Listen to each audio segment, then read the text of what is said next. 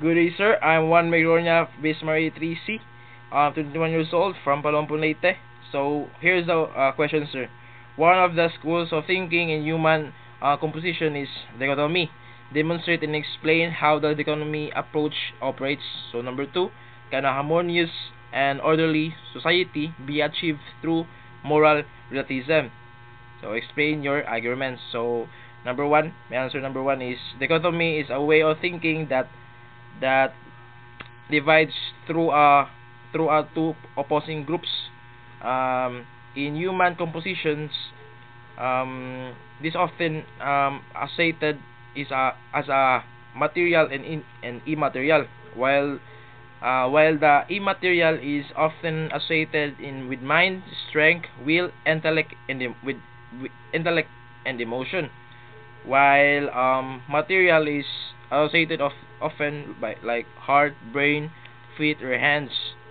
So, for example, um, the immaterial and material dichotomy explores the relationship between the non-physical and physical body.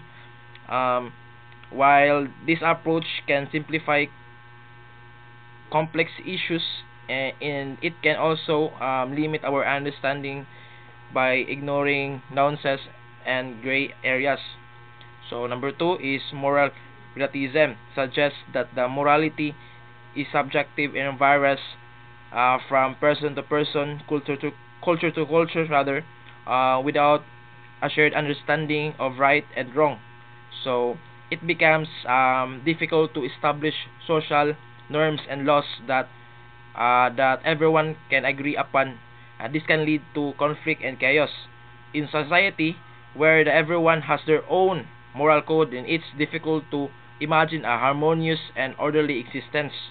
And different moral beliefs can lead to conflict and disagreement, making it challenging to establish shared values and social norms. However, it is possible to find common ground through the dialogue and understanding, even if we hold different moral uh, moral agreement or moral terms or opinions.